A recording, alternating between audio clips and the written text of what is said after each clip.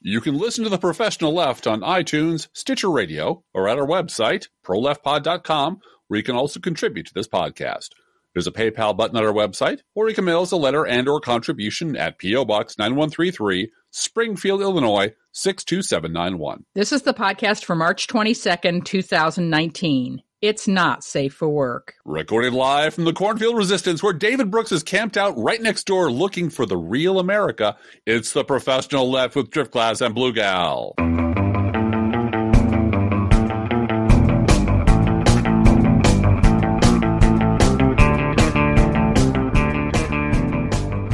He doesn't know where the real America is. He's in Nebraska, or Nebraska City, Iowa, or in Nebraska. He's over there in a cornfield with a bunch of people from that city sitting around a table talking about reweaving their community and how hard it is. But you know what, Blue Gal? I learned they have good rural values. Salt of the earth, those people. Just regular, good old-fashioned, decent, corn-fed Americans.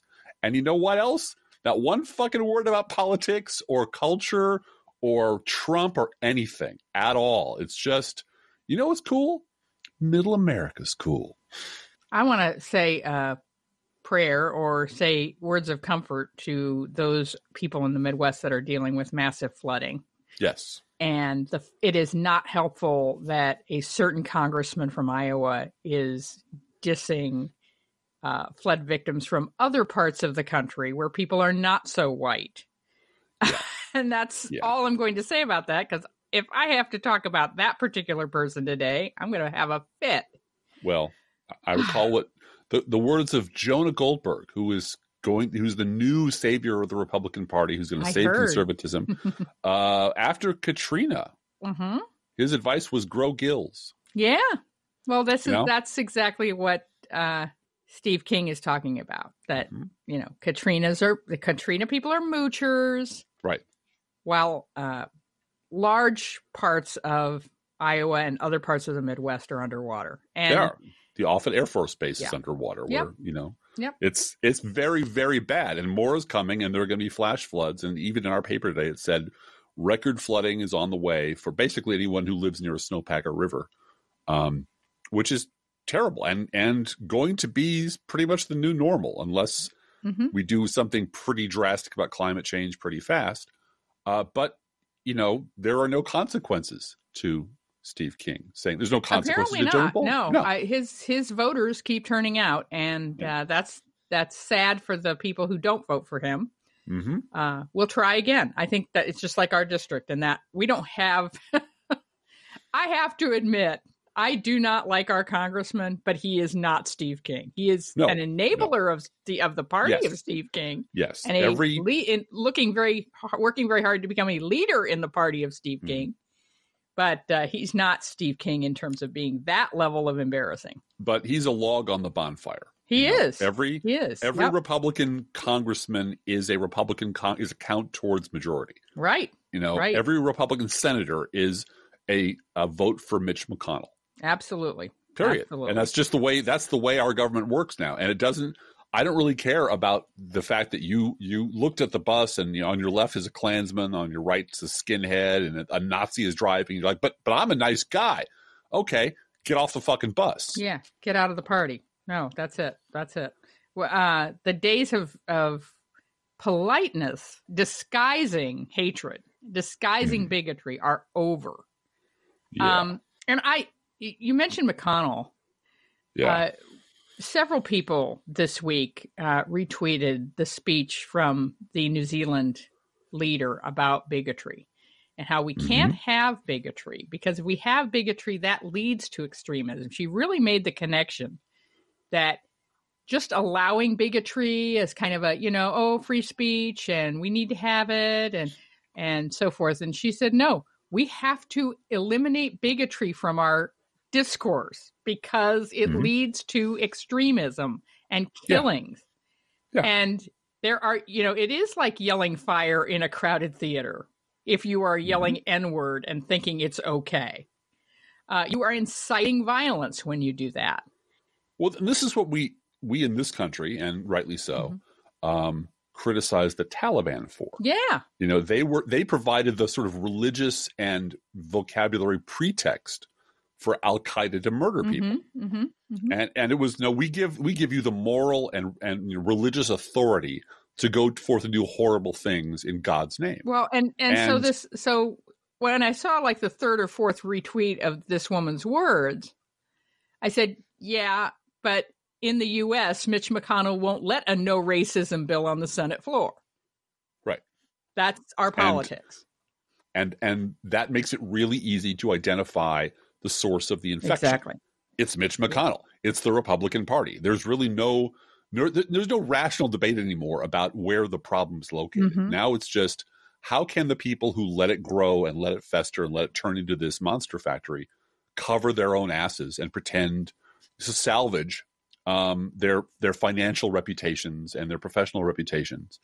And they're trying. Got to give them that. The people who brought us this catastrophe are working really hard to pretend they had nothing to do with it, and that it's somehow and to change the subject from the Republican Party is an existential threat to the United States and Republican voters are the problem, to, well, maybe that's true, but Alexandria Ocasio-Cortez is pretty extreme too, and that Green New Deal, and who'd be good? Joe Biden would be good. Strident. Be good. They're too strident. Yeah. Driftglass, this week was the 16th anniversary of the Iraq War. Boy, did that remind people of kind of where the fault lines are. I was grateful to Chris Hayes for saying a little segment from the Professional Left podcast, it seemed to me. I don't know about you. It was. I got more than one comment going, I didn't know you looked like Chris Hayes. What were you doing on television? It was quite. I was, given full props for doing that. 3 full minutes on cable news talking about, and this is, maybe we should unpack what actually happened. Yeah. Because it seemed kind of important. Not just because it's inherently important, but because we get to do our little end zone dance and go, we told you, we told you, we told you so, which always delights me. We don't enjoy doing the I told you so dance as much as Driftglass lets on. No, I hate doing really? that. We don't like doing that. You recall broadcast news where Holly Hunter is being lectured about, I guess you just must love being the smartest person in the room. Yeah. And she says, no, it's horrible. It's horrible. You hate it. It's awful. Yep. It's awful. Are you kidding me? It's watching your country continue to drunk drive into one catastrophe after another in an entirely preventable series of catastrophes brought on by one political party. And the people in authority who could stop it, who should stop it, are so busy making fucking money off of it that they know that the out of control beer truck is never going to crash into them. It's never going to take out their families. It's not going to hurt their kids. They don't really give a shit. So they just keep letting it happen and shrugging it off and absolving the people who are enabling it and ignoring the driver stumbling out of one catastrophe, getting into the next truck and crashing that one. And this time, Chris Hayes really did put the dots together. That it is the fact that we let the Iraq war pimps and enablers and liars, the Ari Fleischers of the world, frankly, and the Bill Kristols of the world, and the David Brookses of the world, and the David Frums, and the Michael Gersons, and all the rest of them were completely absolved. Never did a day in jail, never missed a meal. Everyone was absolved because it was all, after it all fell apart, it was everyone's fault. Everyone made a mistake. We were all equally to blame. It was all just mismanagement. Let's move on to talking about how Barack Obama is not an American citizen. Also add Ari Fleischer's tweet from 2 days ago, from Wednesday, the anniversary. His long thread about the Iraq War and taking this opportunity to lie some more is what he did. Yes, but the first tweet, and I did mention this to you, the thing that made it the art of lying was saying that I have been meaning to set the record straight for years on this. Yeah. Yes. I finally got around to it on the Twitter. And you know why it's good on the Twitter? Because then you can delete it a month later and pretend you never said it. You can do what we call greenwalding or sirota-ing. And just wipe out your entire history and pretend you never said this shit. And the people who want to drag it in are pedantic and don't really want to move forward and are, just very, very shrill and don't want to argue about the new travesty that I want to talk about. Mm-hmm. But no, Charlie Pierce wrote a wonderful column essentially recapitulating what Chris Hayes said, which was the reason we have Donald Trump is because we let these assholes off the hook. Right. And we let them off the hook after Iraq. They saw that nobody was going to hold them accountable for anything. Fuck, let's just do it again. Yep. And they got addicted to never being held. And by they, I mean everyone in the Republican Party, all the pundits, all the politicians, especially the voters. Nobody went around door to door shaming Republican jagoffs in the heartland, right, for falling for this shit, for falling all. And once it became clear it was a bad idea, for going all in with Michelle Malkin. Yeah. Yeah. You know, extending the pain and misery and agony by saying it's all liberals. It's all a bunch of liberal lies. It's all a bunch of liberals misdirecting you. And you have to shut up and listen to the president of the United States. Your job, you know, don't you know 9/11 changed everything, blue gal? Except when the black guy was president, then it changed back to, no, whatever Barack Obama says is a lie. We don't have to listen to a goddamn thing he says. It was in these moments of transition between Clinton and Bush and Obama and Trump, where you can see the Republican Party is a soulless, depraved, nihilistic force for evil in the world. Mm-hmm. Because they completely repudiate everything they said they believed, everything they swore on their children's lives they believed 5 minutes before, and nobody mentions it. Nobody calls them on it because there's so much fucking money in not doing that.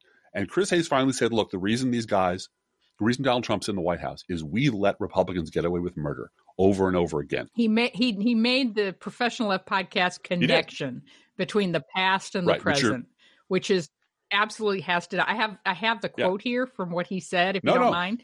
The people who voted for the Iraq War still have prominent positions, and some have recognized the error of their ways, and that matters. But the broader lesson is when you don't confront the past, you create conditions that lead to something like the current administration, where cheerleader hack John Bolton is convincing the president he is the national security advisor. Mm-hmm. And as we speak, banging the drums of war against Iraq and Venezuela. Mm-hmm. And I think he meant Iran. Yeah. And unless we deal with the Trump era differently than the Bush administration, history will repeat itself again. Yes. Right now, you can go to the Worldwide Speakers Group website to book for a fee John Kelly, who oversaw the DHS department where they were developing a policy to tear children away from their parents, a man whose trusted staffer had been accused of domestic violence by 2 ex-wives who then defended said staffer, who lied again about a member of Congress in a desperate attempt to protect the president. And now you can pay to hear that man's wisdom. Mm-hmm. One of the main lessons of the Trump era is that shamelessness is a kind of political superpower. Mm-hmm. The more I think about it on this day of all days, I realize that they learned that from the Iraq War crew. They sure did, because they are the Iraq War crew. And I ended my post on that with, memory is the liberal superpower. Yeah. Truth is the liberal superpower. Shamelessness is the conservative superpower. And I mean that about the governor of Virginia as well. Yeah. He is a conservative in terms of how he runs his politics. He should resign for the whole blackface thing. I'm not over that. No.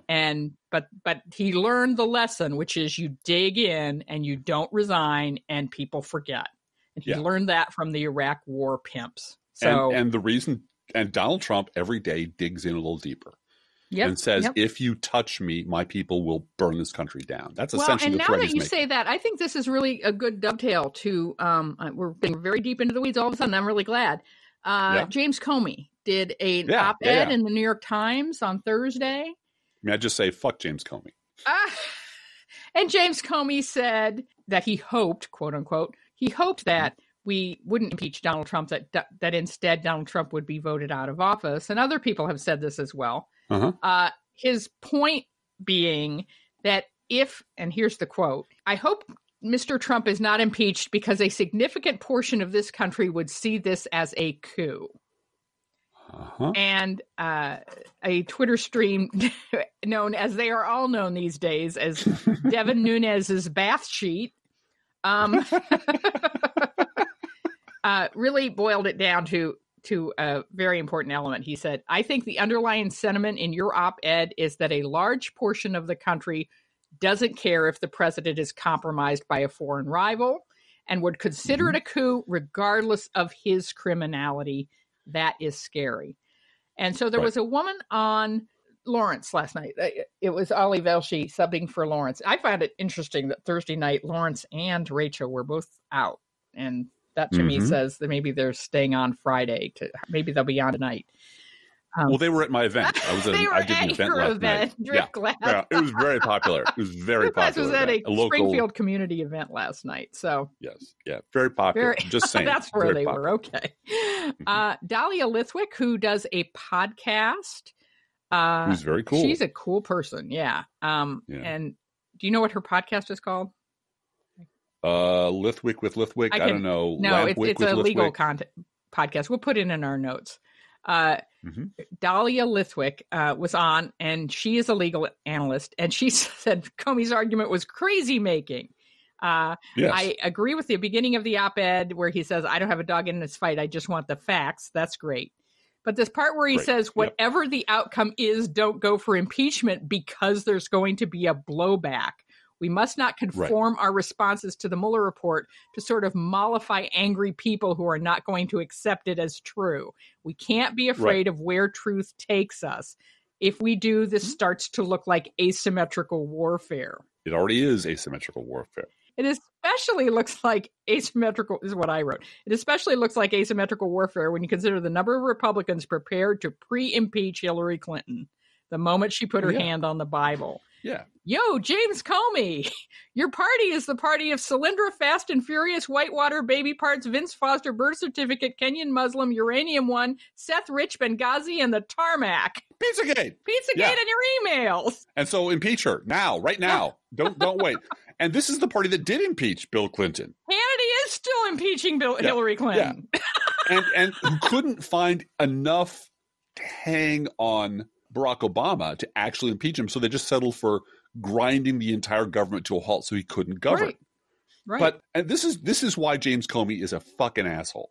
Because what he's don't sugarcoat it, Driftglass. Because what he's arguing is, remember, if an angry enough armed mob is formed, do what they say. If they're Republicans. If they're Republican. Knowing that liberals will always try to find a middle ground and a peaceful solution. No, if an armed mob shows up, give them what they want. Give us Barabbas. Yeah. The mob has shown up and decided that they don't want this criminal traitor impeached, which is the constitutional remedy for a president who is no longer fit to serve as president. And the mob of wingnuts who would have no trouble impeaching Hillary Clinton, who did impeach Bill Clinton, and who wouldn't touch George Bush, and who laughed off and mocked and just sneered at anyone who suggested we even hold hearings on whether or not we'd been lied into the Iraq War, or whether or not Dick Cheney's friends were making money off the Iraq War, or whether or not we'd authorized torture, or any of those other things, who wouldn't hear a fucking word of it because it's a Republican. If you let this mob get away with it again, we're never going to be done with this. It'll never be over. And Comey is a big enough boy to know this, but he's a Republican. He's a David Brooks Republican, and the advice from David Brooks Republicans is always just give the bully your lunch money and he'll leave you alone next time. And it has never fucking worked. But that is Beltway conventional wisdom, and they're in the Beltway conventional wisdom, and the however bad Trump is, it still hasn't. The fire still hasn't reached their door, so they really don't care. They just want to be left alone. Right. They don't want to hear. All they hear are people shouting, and they want everybody to be quiet. And the quickest way to quiet everyone down, because they don't listen to liberals anyway, is just to give the wingnuts what they want. Right. Don't impeach him. My God. And you went to the post you wrote about the Iraq anniversary. Yes. I'm going to go to the post I didn't write about the Iraq anniversary. Let me interrupt you one moment and just say that the Dahlia Lithwick podcast is a Slate podcast, and it's Amicus is the name of it. Okay. So the post that you did not write. I did not write because, I was busy. But the three items, the three things that are still fallout from the Bush's Iraq debacle that are, I think, are terribly important, are really still infecting our groundwater, and we're still stuck with it, and they're still poisoning our political atmosphere, is number one, that it created a liberal free fire zone in which every conservative, even those who are now on tour in the country, like tent-show revivalists preaching humility and hugs, like David Brooks, were given freedom to let their libtard-hating freak flags fly. And they did. Boy, howdy did they ever. They just they dropped a house on anyone who thought George Bush was anything other than a god. And if you don't believe me, look up any of our posts from that period, because this month is my 14th anniversary. I've been blogging since the middle of the Bush administration. It's in my fucking archives. It's in your archives. It's in every liberal blogger's archives who's been around for a while. Just go look up the Dixie Chicks. That's what it was like to be in this country opposing the Iraq War, even mildly, during the Bush administration. And everyone from George Bush to Dick Cheney to Karl Rove opened the door and basically told all the conservatives, just shit all over them. You're protected. No one's going to do a goddamn thing because we're going to have a permanent Republican majority. We're never going to lose. So say whatever the hell you want. There are never going to be any consequences to any of it. And that was the second thing that fell out of it. The Republicans became firmly heroin level addicted to never being held accountable for anything. They started to see that as their natural right. So once you believe that it's your right to say whatever the fuck you want, do whatever the fuck you want, treat liberals however shitty you want, vote however you want, poison whatever you want, and no one is ever going to hold you accountable for it. You're just Al Capone. You're just a mobster. You've become a full-blown sociopath. And once you become dependent on that, you freak out when anyone even tries to mention the past or mention what you said last week or mention how you blew things up or mention why you were wrong, because you were promised by Lord Jesus and Donald Trump that you would never be held accountable for anything. And these heretics on the left are trying to make you own the shit you said. And that's why once the Bush administration collapsed, third thing, the entire Beltway media became addicted to both sides. Do it. Both sides. The only place left for the people to go who were completely wrong about the Iraq War and everything else was to hide in the basement of the high and holy church of both sides do it. And that became the state religion. And anybody who writes both sides, any two-bit hack like Ron Fournier or Matthew Dowd or Kathleen Parker kept their job. The word went out. As long as you're writing, as long as you're blaming everything on both sides, you get to keep your job. You'll get promoted. If you step out of the line, if you start talking about how the Republicans might actually be responsible for this, then you end up like Norm Ornstein. You end up blacklisted. Yeah. But those were the three big things that came out of the Iraq War.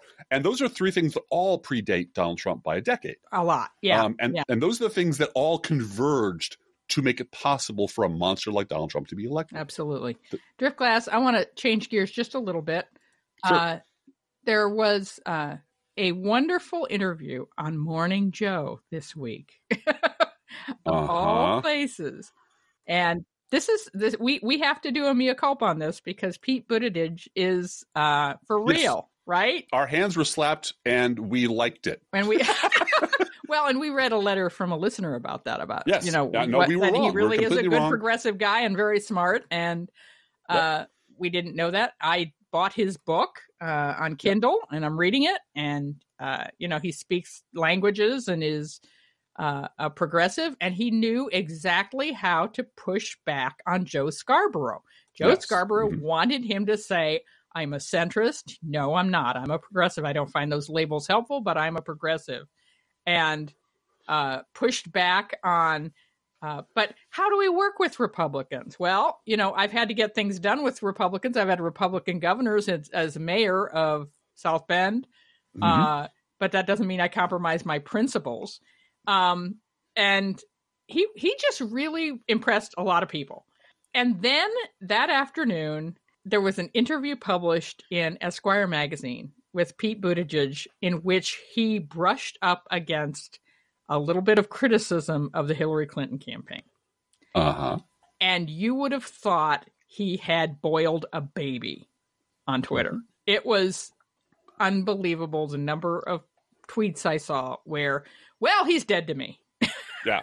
Not dead to me. Dead. And I went and looked at the interview, and you can go and read it. It is at Esquire, and you can go read it for yourself. Esquire, I've heard of them. The question he was asked was about cults of personality, focusing on the person rather than the policies, and running just against Trump. And he made a comment about the phrase, "I'm with her," as being too simplistic to make a difference for most young voters. They really want to see policies. Now, he didn't say Hillary Clinton didn't have any policies. He didn't say that. Right. He didn't say that she was unprepared. He didn't say that. He didn't make any criticism of her politics at all. But I think so much of what we're dealing with, first of all, we're dealing with trolls, and we're dealing with bots, and we're dealing with a lot of people who are not really people on Twitter. I understand that. But a lot of us are just raw at this point, and I include myself in this. Yes. Look, Scalded feelings, really. Scalded and feeling PTSD about the 2016 election. That night is burned in our memories. You know, having our health care threatened is burned in our memories.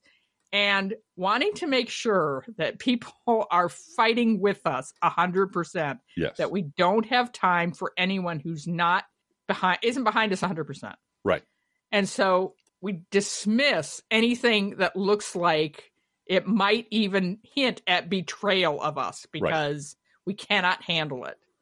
And so I am speaking for myself here, really guarding my feelings about this and not endorsing anybody. For God's sakes, the first debate is in June.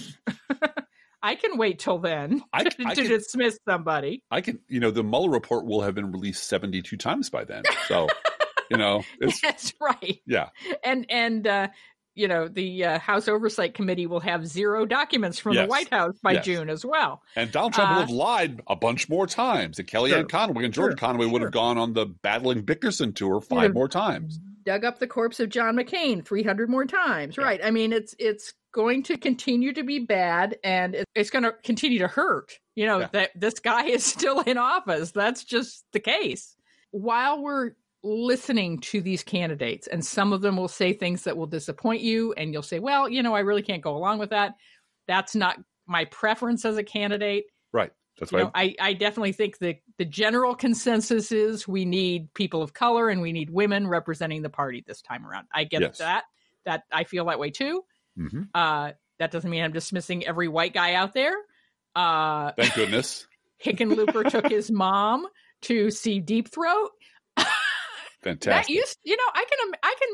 I'm old enough to remember a time when that might disqualify a candidate. Hey, I took my mom to see Conan the Barbarian. I'm still freaked out about that. So, at any rate, for the sake of being kind to myself, this is why I'm talking about me here. Self-care. Deep breath. I'm not there. There are some candidates I will tell my audience, yes, I'm not going to vote for Tulsi Gabbard. Right. That's not going to happen. In the primary. In the primaries. No, right. I'm not going to vote for her in the primaries. No, I will not be doing that either.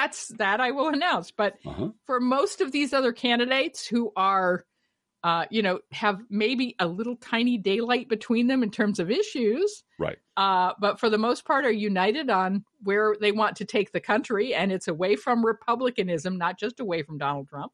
Right.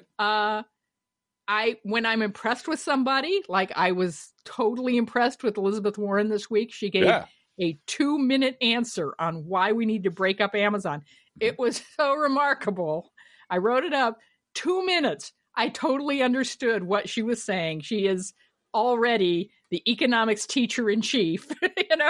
She is able to explain why in 2 minutes in a way that I, as someone who does not understand economic theory at all, gets it. Oh, okay, this is fair. And she's not telling me, she's not telling anyone they can't shop at Amazon. She's saying the way Amazon's doing business is not fair. And you get it. It's like, wow, she explains it.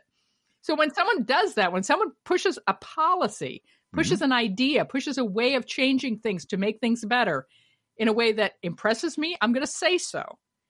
But I'm not going to go, that candidate's dead to me because they said something in an Esquire interview, or they said something that appeared to be a gaffe, or they apologized for a joke they told, or whatever it is, I'm taking a deep breath and not feeling the need to be part of that chorus. Right.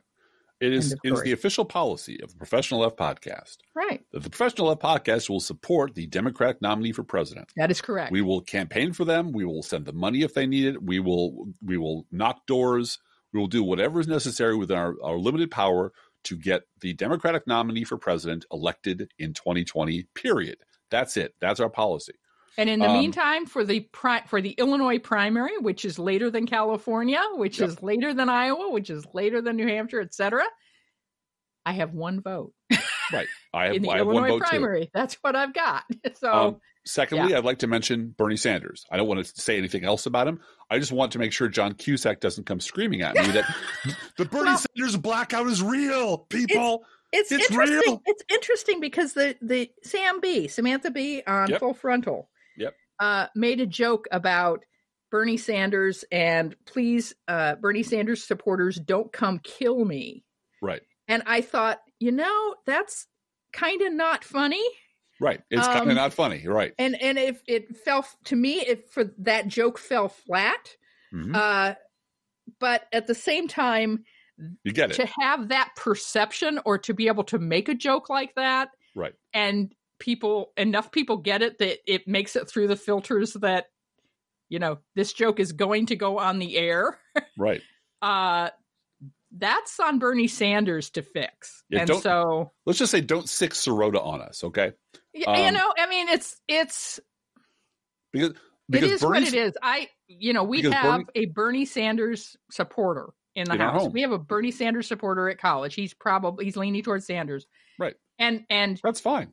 Look, and the other thing is about Sanders too. I get it that there are people who want Bernie Sanders because why water down?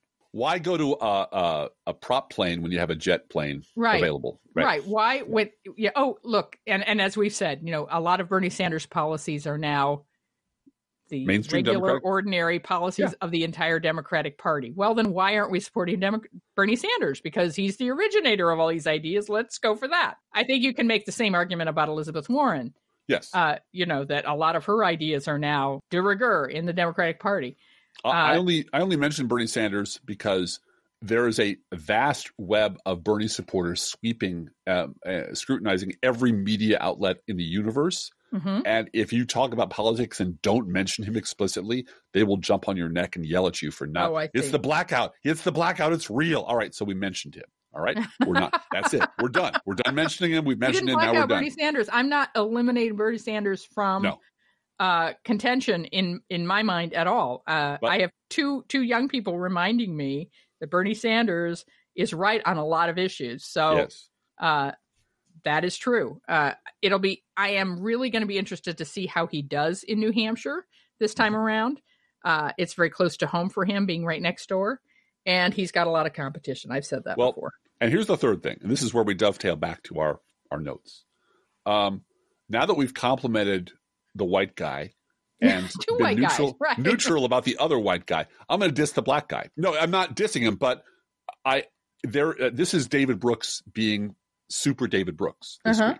David Brooks loves the word moment. Everyone has a moment. There's always, the Pete Buttigieg moment.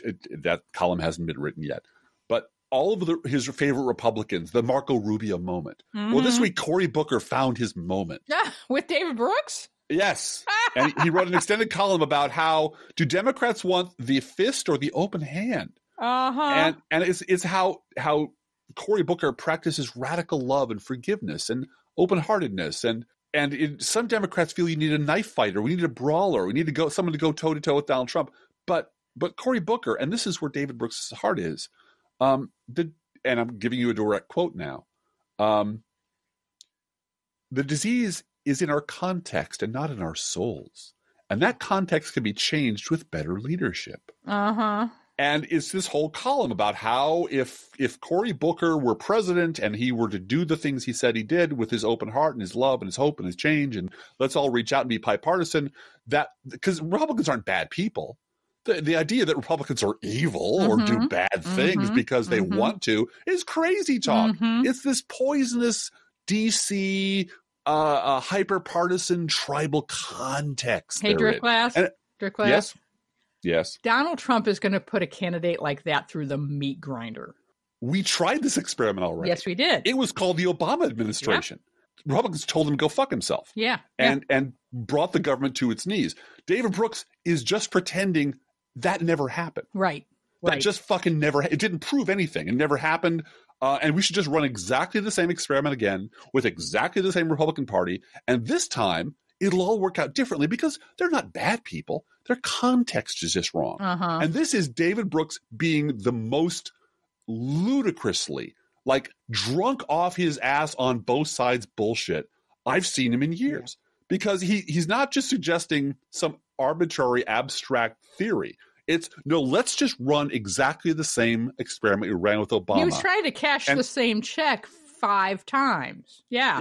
And pretend that somehow it will result in a different result. And the idea that he gets away with that, that's the I think that's sort of the theme of the show. The idea that all of these guys, all these Iraq era, Bush era, writing for the Weekly Standard, war pimping assholes are not only got away with it then, they're still getting away with it. There's still no consequences for someone writing shit this bad. I'm working on a post right now. It was 2006. David Brooks is on the Chris Matthews show, mocking liberals as you're going to have as crazy. You got Daily Kos and you got the bloggers who are all crazy. And because those people were saying the Iraq war is going badly and it's falling and your lies are collapsing around your ears, and David Brooks just laughed at that. That's bullshit. That's nonsense. Who would ever believe such things? Exactly a decade later, the same guys on Meet the Press saying, don't worry, it's Marco Rubio. It'll be Rubio all the way. Donald Trump's a fluke. Someone who's that consistently, catastrophically wrong about everything for a decade on the air and still has a job tells me something much more drastically wrong is going on in our media than just mistakes. There is a conspiracy. There's an active conspiracy among the Iraq war pundits to hang on to their jobs. And the only way they do that is by lying about liberals, lying about Republicans, lying about their past, and owning the cameras and owning the media corporation so that no other opinion ever makes it on the air. And that's what scares me. Yeah. Because if that continues to be the funnel through which all political public opinion is funneled, we're never going to hear anything except, what about Pete Buttigieg's emails? I mean, there's going to be some fucking trivial scandal. Yes, whatever it is. Hey, Driftglass, let's do a news roundup. Okay, let's do Trump warned that people will not stand for it if Robert Mueller's report makes him look bad. Trump called Mueller's report illegitimate because he was never elected and complained to reporters that he now has to deal with somebody writing a report despite having won one of the greatest elections of all time. He is now also greeting reporters with the words, no collusion. Yes, that literally comes out of his mouth. All that. My ringtone is now no collusion, just so I know not to answer those people. The commandant of the U.S. Marine Corps warned that sending troops to the U.S.-Mexican border and funding and funds that transfer under Trump's emergency declaration has posed a, quote, unacceptable risk to Marine Corps combat readiness and solvency. I remember when Republicans used to care about shit like that. Yeah. Here's your reminder that Deutsche Bank loaned more than $2 billion to Trump over nearly 2 decades at a time when the other banks wouldn't lend to him. And here's a reminder that Trump is considering Heritage Foundation crackpot Stephen Moore for a seat on the board of the Federal Reserve. He's also apparently considering Herman Cain as well. Yeah. Because Stephen Moore isn't qualified enough as 999. Trump charged his own reelection campaign $1.3 million for rent, food, lodging, and other expenses at Trump-owned properties since taking office. Impeachable offense. Emoluments clause. Right. For future generations. 78% of Republicans who watch Fox News say Trump is the most successful president in fucking history, compared to only half of all Republicans who do not watch Fox News. What is the line from Manchurian Candidate? Donald Trump is the nicest, kindest, bravest, most heroic human being I've ever met in my life. Something like that. Something like that. And by the way, here's a tip for all you cats and kittens out there who are on the Twitter. Every time you get into an argument with some troll out there, and I just mute them, who tries to come back with you with shit like that, just go to the internet, get the quote from the Manchurian Candidate, plug in Donald Trump's name, and just keep sending that back to them over and over and over again. Never respond to them, never rebut them, never debunk them, because none of that shit's going to work. Just keep repeating, Donald Trump is the kindest, bravest, most honest human being I've ever met in my entire life. Donald Trump is, and eventually they'll stop bothering you. But if you engage with them in any way, if you let them put a hook in you in any way, they will drag you down some goddamn rabbit hole, and you'll waste hours of your life trying to rebut either a bot or a Republican. And at this point, there's no difference between the two. Right. Except that 78% of Republicans think he's incredible and 49% don't watch Fox News. Maybe only in the top four, Right. Reagan, and then Trump. Trump's $1.5 trillion tax cut for billionaires will not result in a promised 3% annual growth rate. It will result in deficits, which apparently nobody cares about. Yeah. Okay. Well, again, these are all things Republicans used to care about. To no one's surprise, Paul Ryan is joining the board of the Fox News Corporation. So, eventually, they all go back to the roost. Yep. Elizabeth Warren called for the eliminating of the Electoral College as part of an effort to expand voting rights because every vote matters. There is no longer a single Republican in the House of Representatives that is considered to be a supporter of abortion rights. Think about that. Both sides don't. Trump said he plans to leave the tariffs on Chinese goods in place for a substantial period of time. No one knows how killing long. The auto industry. It's killing farmers around here. It's he doesn't understand how anything works, but he likes the idea of tariffs, whatever the hell they mean. And so he's just going to keep doing it until he isn't in office anymore. The chairman of the House Oversight and Reform Committee accused the Trump administration of engaging in, quote, an unprecedented level of stonewalling. Elijah Cummings said the White House had refused to cooperate with repeated requests from the committee. They're refusing everything. They're not letting anything go over there. They're just stonewalling everything, and we'll see where that lands us. But, at this point, the mountain of evidence against the Trump administration has collapsed the evidence table. I mean, there just isn't any more out here in the cornfields. There's really no point in even talking about this anymore, other than to recite, this is where we are, this is where we're going, this is what's happening today. But I don't need any more convincing that the Republican Party is completely corrupt top to bottom, and Donald Trump needs to be in prison tomorrow. A federal judge temporarily blocked oil and gas drilling on 300,000 acres of federal land in Wyoming, ruling that the Trump administration did not sufficiently consider climate change.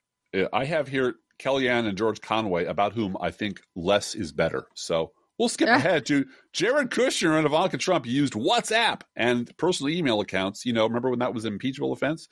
To conduct official government business, according to Elijah Cummings, chairman of the House Oversight and Reform Committee. North Korea threatened to suspend denuclearization negotiations with the Trump administration and resume its nuclear and missile testing programs because Trump's national security advisor and Secretary of State had created, quote, an atmosphere of hostility and mistrust. One other piece of good news that AOC had announced this afternoon or this morning, JP Morgan and Wells Fargo have announced that they will no longer fund private prisons. Oh, that's awesome. That's because we as progressives worked on that. People worked on that. And it makes a difference. Also, I don't know if you knew this, Driftglass, but we have an opening in our schedule this weekend because Judge Janine is not going to be on again. Ever? She's not going to be on this weekend. They haven't canceled her show yet, but 2 weeks in a row, she's not going to be on, in spite of Donald Trump tweeting that he wants her back. On the hopeful side of things, I went to an interfaith gathering at the Islamic Center here in Springfield. You went to a vigil, right? Yeah. It was to memorialize and mourn and celebrate the lives of all the people who died in the mosques in Christchurch, New Zealand, and all the community leaders were there. representative of every faith was there. They had Christians and rabbis and imams and the head of the mosque all reciting prayer in their own tongue and in tongues that I could understand. It was a beautiful and moving and just terrifically community-spirited service. It was a small mosque in the middle of Springfield, Illinois, so there's no national news here. But it does give me an awful lot of faith that there are enough people out there who understand what the stakes are and understand sort of what's at the core of their faith is peace and brotherhood and love and anti-violence. And honestly, as I told you when I came home from this thing, if I had to do a blind taste test, didn't tell me which religion I was choosing. Yeah, I'd probably go with Jewish. Yeah. just based on the rabbi, because the rabbi was saying, God does not command us to forgive these assholes. God is God, and we're not supposed to avenge ourselves on the bad people, but we're not supposed to pretend they're not bad either. I'm like, you know what? I'm liking your pamphlet. Maybe you can tell me more about what you got going on there. But it was faces I recognized, faces I didn't, people I know from the community, people I know from church, and all kinds of different places. And it was just extremely uplifting to know that many people would come out for that purpose in the place where I live. And let's do a shout out to the Mongrel Mob Bikers Club. Yeah. They're amazing. They are a bunch of heavily tattooed gang bikers. The Mongrel Mob, they call themselves.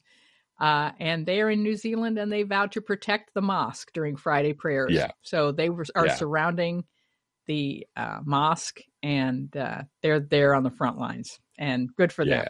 Hey, each week we post to our Facebook page and website an Internet Kitty sent in by you, the listeners. This week's Internet Kitty is a cow. Any cow, anywhere in the universe, all the cows. All of you that have become cows. Every cow. We're going to have a bunch of cows up.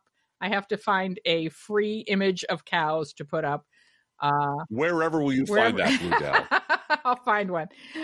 But you can send your Internet Kitty or other pet to us at our email address, proleftpodcast@gmail.com, where you can also write to both of us. Feel free to write us. We love hearing from you. Be aware that if you write us at any of our addresses, we reserve the right to read your email or U.S. Postal Service. Go Postal Unions. Letter on the air unless you say otherwise. Don't forget our gourmet coffee guideline. If you can afford to buy an espresso-based beverage for yourself, buy one for us. This is not charity. This is our job. Approximately 1% of our listeners support this podcast with a contribution. You can too. See our website, proleftpod.com, for details. We have a new GoFundMe up at the Pro Left Podcast website, proleftpod.com. We're trying to get the rust in the back of our van fixed. It's time to do it. And the estimates were twice what I thought they were going to be. I thought we could get it fixed for $1,000. It's going to cost us $2,000. So if you have some spare change that you can donate, one-time donation to help us do that. Again, our angel nerd just did everything to make sure that all those links are working over at proleftpod.com. GoFundMe to fix the ProLeft van. Thank you. Please share our show on social media, and thank you for doing that. Hey, Drift Class, how are the Internet Kitties doing this week? Oh, Blue Gal, I have a note here from the Internet Kitties. It reads, cows, really? That's what we're doing now? Let's think about living. Think about living. Let's think about loving. Think about loving. Let's think about the hooping and the hopping and the bopping and the loving, lovey-dovey. Let's forget about the whine and the crying, the shooting and the dying, and the fellow with a switchblade knife. Let's think about living. Let's think about life. Professional Left podcast is recorded under a Creative Commons license. Copyright 2018.